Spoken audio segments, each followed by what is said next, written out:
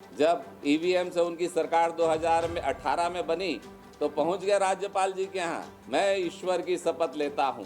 और अपने निश्चित हार को देखते हुए प्रवासी लखमा बौखला गए हैं। मैं बेटा के लिए डौकी मांगने गया बुआरी तो मेरे को सौंपी।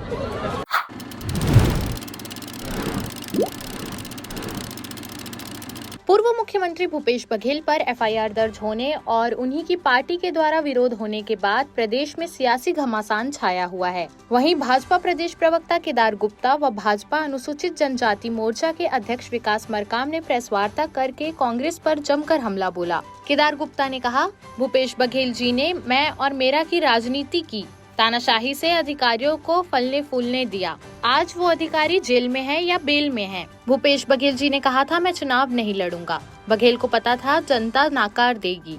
छत्तीसगढ़ प्रदेश में जब से कांग्रेस की सरकार एक बार सत्ता में अभी 18 में आई, तब से अगर किसी राजनेता का नाम सबसे ज्यादा चर्चा में है तो वो है माननीय भूपेश बघेल जी, जो स्व के भाव से पीड़ित हैं, मैं और मेरा, अर्थात स्व का भाव। जबकि राजनीति के क्षेत्र में बहुजन हिताय सर्वजन हिताय सर्वजन सुखाय का सिद्धांत लागू होता है, पर भूपेश बघेल जी ने सदैव स्व, मैं और मेरा के सिद्धांत पर राजनीति की। जब वो सत्ता में रहे तो मैं और मेरा इस भाव से उन्होंने छत्तीसगढ़ महतारी की धन संपदा को लूटा। तानाशाही रवैये से अधिकारियों को दबाव में लाकर और अपराध को फूलने फलने दिया। चाहे वो महादेव सट्टा ऐप हो, चाहे कोल स्कैम हो, सब मैं और मेरा स्व के भाव से था। और आज अनेक नेता और अनेक अधिकारी वो जेल पे हैं और कुछ बेल पे है। ये स्व के भाव से था।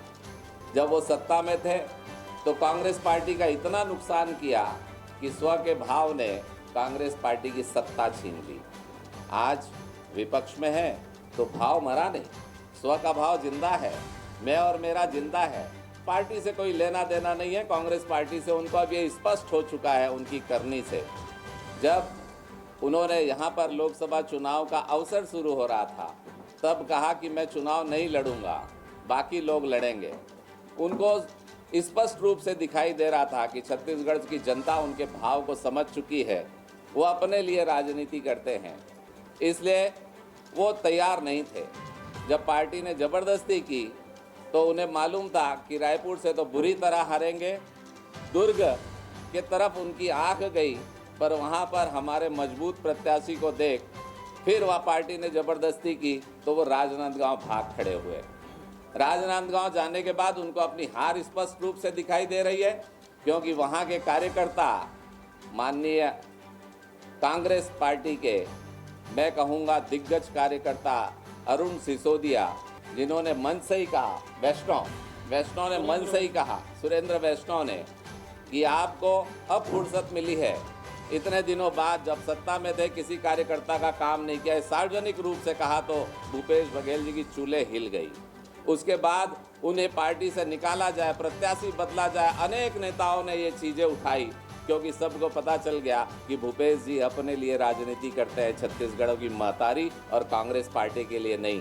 अब लगातार ये मांग उठ रही है कि भूपेश बघेल जी का टिकट कैंसिल करें, भूपेश जी को पार्टी से निकाले। और भूपेश जी देख रहे हैं कि उनकी हार सुनिश्चित है, तो अपनी हार को बदलने के लिए और फिर देश के संविधान में, देश के नियम में त्रुटियां बता रहे हैं। जब ईवीएम से उनकी सरकार 2018 में बनी तो पहुंच गया राज्यपाल जी के यहाँ, मैं ईश्वर की शपथ लेता हूँ। और अब ईवीएम खराब नजर आने लगा। हिमाचल में बड़ा अच्छा लगा इनको ईवीएम, राजस्थान में पिछली बार सरकार बनी तो ईवीएम अच्छा था इनका, कर्नाटक में सरकार बनी तो ईवीएम अच्छा था, 2004 से 2014 मनमोहन सिंह की सरकार बनी तो ईवीएम अच्छा था। क्या मनमोहन सिंह को इनसे कम अनुभव था जो उन्होंने बैलेट चालू नहीं किया? तो भूपेश जी स्व के भाव से पीड़ित है। और अब वो कार्यकर्ता को कह रहे 372 380 लोग चुनाव पे खड़े हो और बैलेट से चुनाव हो, तो मुझे ऐसा लगता है कि उनको लग रहा है कि वो सत्ता में है और छड़ी उनके हाथ में है, जिसे चाहे नचा ले। पर भूपेश जी अब छड़ी जनता के हाथ में है और एक हार तो आपको सत्ता से हटा चुकी, दूसरी हार के लिए तैयार हो जाए। संविधान का मजाक उड़ा रहे, कांग्रेस पार्टी की कब्र खोदने का काम है जब कोई नेता अपनी ही पार्टी के कार्यकर्ताओं को कहे कि 380 लोग खड़े हो जाएं। वो अपनी हार का एक और कारण जनता को बताने के लिए कि इतने लोग खड़े हो गए, मैं क्या कर सकता हूँ। तो मुझे ऐसा लगता है भूपेश बघेल जी ये जो कुछ भी कर रहे हैं, मैं और मेरा स्व के भाव से कर रहे हैं। भारतीय जनता पार्टी का मानना है कि भूपेश बघेल जी ने मानसिक रूप से अपनी हार स्वीकार कर ली है। उनके कार्यकर्ताओं ने उनका विरोध करना शुरू किया है। अरे मुख्यमंत्री रहते इनके बाद कोई कहे पार्टी से निकाल दो और सरेआम मंच में विरोध हो, तो ऐसे नेता को कौन वोट देगा।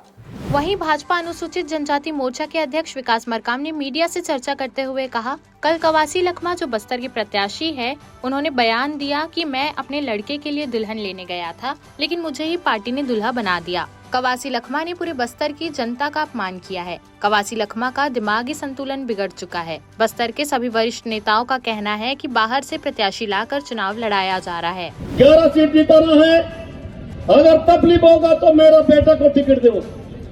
मैं बेटा के लिए डौकी मांगने गया बुआरी तो मेरे को सौंप दी। सही बात है कि नहीं? तो इसलिए हम लोग इसलिए देश का चुनाव भूपेश बघेल इसलिए लड़ रहा है, राहुल गांधी इसलिए लड़ रहा है, कोरापुट का चुनाव कोई के इसलिए लड़ रहा है। अभी कल कवासी लखमा जो कि बस्तर के कांग्रेस के प्रत्याशी हैं, उन्होंने बयान दिया कि मैं अपने बेटे के लिए दुल्हन मांगने गया था और पार्टी ने मुझे ही दूल्हा बना दिया। वास्तव में कवासी लखमा ने ऐसा कहकर संपूर्ण बस्तर की जनता का अपमान किया है। भारतीय जनता पार्टी जहां जनप्रतिनिधियों को सेवा का एक माध्यम मानती है, कवासी लखमा की सोच आप देखिए, वो दूल्हा और दुल्हन पे उतर आए। मतलब सेवा का भाव इन कांग्रेसियों में कहीं नहीं है। अपनी निश्चित हार को देख के मुझको लगता है कि कवासी लखमा का दिमागी संतुलन गड़बड़ा गया है। और वैसे भी लोकसभा चुनाव में टिकट वितरण के पूर्व कांग्रेस के सभी बड़े नेता चुनाव लड़ने से मना कर चुके हैं। सभी नेताओं ने बयान जारी करके अपने आला कमान से मांग की थी कि हमको टिकट न दी जाए। और टिकट वितरण के बाद भी आप लोगों ने देखा होगा कि कांग्रेस के ही वरिष्ठ नेताओं के द्वारा कहीं ये कहा जा रहा है कि 5 साल हमारी उपेक्षा हुई, विधानसभा में भी आपने बाहर के लोगों को लड़ाया, अभी जब नगरीय निकाय के चुनाव आएंगे, अभी जब ग्राम पंचायत के चुनाव आएंगे, तो भी आप रायपुर से आदमी भेजिएगा चुनाव लड़ाने। कुछ जगहों पे कहा जा रहा है कि झीरम के जो वास्तविक अपराधी थे, ये मेरा वक्तव्य नहीं है, कांग्रेस के ही वरिष्ठ लोगों का कहना है कि झीरम के जो वास्तविक अपराधी हैं, उनको कांग्रेस टिकट देके कांग्रेस का अपमान कर रही है। और कहीं पे कांग्रेस के वरिष्ठ कार्यकर्ता आमरण अनशन पर बैठे हुए हैं कि बाहर से प्रत्याशी लाकर लड़ाया जा रहा है। तो कांग्रेस में आज ये सिर फुटौल की स्थिति है। और इसी सिर फुटौल की स्थिति को देखते हुए और अपने निश्चित हार को देखते हुए कवासी लखमा बौखला गए हैं। और मुझको तो यहाँ तक की जानकारी है कि कवासी लखमा चुनाव प्रचार में जहाँ जहाँ जा रहे हैं, बस्तर का हमारा आदिवासी समाज उनसे पूछ रहा है कि 5 साल जब आप सरकार में थे तो आपने बस्तर और सरगुजा के लोगों का जो अधिकार था वो छीना, स्थानीय भर्ती का जो हमारा अधिकार था उसको आपने खत्म किया। उस समय आपने आवाज़ क्यों नहीं उठाया? बस्तर के लोग उनसे पूछ रहे हैं कि तेंदुपत्ता में जो हमको बोनस मिलता था, तेंदुपत्ता संग्राहकों को जो सुविधाएं मिलती थी, उसको आपकी सरकार ने जब समाप्त किया, उस समय आप कहाँ थे? बस्तर के लोग, बस्तर के हमारे आदिवासी भाई कवासी लखमा से पूछ रहे हैं कि हाई कोर्ट के माध्यम से कांग्रेस की सरकार ने जब 32% के हमारे आरक्षण को समाप्त करने का कुत्सित प्रयास किया, उस समय आप कहाँ थे? बस्तर में जो बदहाली है, बस्तर में जो विकास के काम होने थे वो नहीं हुए, उस समय आप कहाँ थे?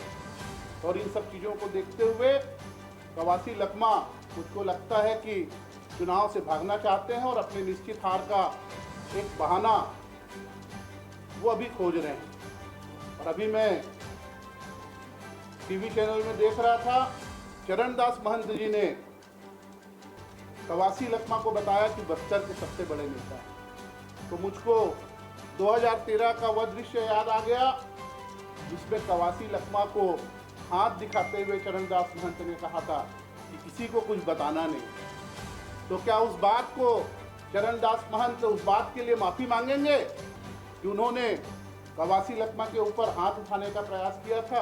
क्या उसके लिए वो माफ़ी मांगेंगे? मैं आपके माध्यम से पूछना चाहता हूँ। या फिर दीपक बैच को, जो कि कांग्रेस के प्रदेश अध्यक्ष हैं, उनको नीचा दिखाने के लिए चरणदास महंत ऐसा बयान दे रहे हैं? तो मैं आपके माध्यम से पूछना चाहता हूँ। देश प्रदेश की सभी बड़ी खबरों से जुड़े रहने के लिए हमारे YouTube चैनल को लाइक, शेयर और सब्सक्राइब करना ना भूलें। साथ ही लेटेस्ट खबरों के लिए बेल आइकन को प्रेस